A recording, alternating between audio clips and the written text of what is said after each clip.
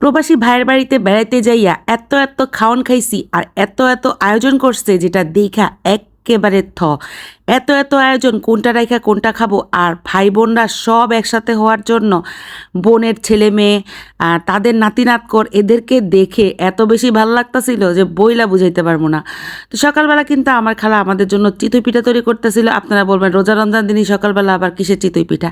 আসলে আমি যখন ভৈরবে গেছিলাম মানে গ্রামের বাড়িতে গেছিলাম তখন এই ভিডিওগুলো করছিলাম, কিন্তু এগুলো আপলোড দেওয়া হয় নাই। আসার পরই আমার বাচ্চার আমি এত বেশি অসুস্থ হয়ে গেছিলাম, বড় বড় ভিডিওগুলো দেওয়া হয় না, ছোটো ছোটো রিলসগুলো ছাড়া হয়েছিল। তো এইগুলো হচ্ছে এখন আপলোড দিচ্ছি। তো এই যে দেখেন সকালবেলা চিতই পিঠা বাসায় যত চেষ্টা করি না কেন চিতই পিঠা বানাইতে পারি না। এটা যে এত বেহাই একটা জিনিস, এটা যার তার হাতে হয় না। দোকানে যখন চিতই পিঠা বানাই কি পারফেক্ট চিতই পিঠা হয়, কিন্তু বাসায় বানাইতে গেলে কোনো না কোনো গোলমাল লাগে। আমি আমার লাইফে অন্তত 5-7 বার চেষ্টা করছি, একবারও পারফেক্ট চিতই পিঠা বানাইতে পারি নাই। ইনশাল্লাহ চেষ্টা চালা যাইতেছি, ভবিষ্যতে হয়তো পারবো। তো সেই দিনের অপেক্ষায় রইছি। তো সকালে নাস্তা করার পর হচ্ছে এই যে চিকু মিকু পিকু এর সব হচ্ছে শুয়ে রইছে। এগুলার যে কি আনন্দ, আমার খালা একটু পর পরে মাছ ভাইজা দেয়, মাছ সিদ্ধ করে দেয় আর এরা পেট ভরা খায়। তারপর হচ্ছে আমরা একটু নাস্তা বানাইতে চাইছিলাম, মানে নাস্তা বলতে মাখানি বানাইতে চাইছিলাম। তো খালার গাছ থেকে হচ্ছে নিয়ে নিছি এই যে পেঁপে, তারপরে যে লেবু পাতা, তারপর ফ্রিজ থেকে নিয়ে নিছি শসা, টমেটো, ধনিয়া পাতা, কাঁচামরিচ। এগুলো দিয়ে আমরা মাখানি মানে বানানি বানামো। আমার খালাতো বোনটা অনেক দুষ্টামি করতেছে, বলতেছে কি লাগবে এগুলো বানাইতে। সে খুব এক্সাইটেড কখন বানানো হবে, কখন খাওয়া হবে। তো এগুলো বানায় খাওয়া দাওয়ার পরে হচ্ছে আমরা আমার ভাইয়ের বাড়িতে রওনা দিতেছি।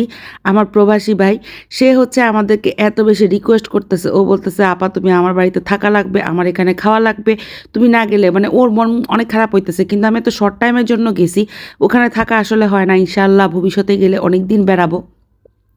সবাই মিলে রওনা দেওয়ার পরে যায় দেখি যে খাবার দাবারের আয়োজন সব শেষ। এখন হচ্ছে সব বাড়াবাড়ি চলতেছে।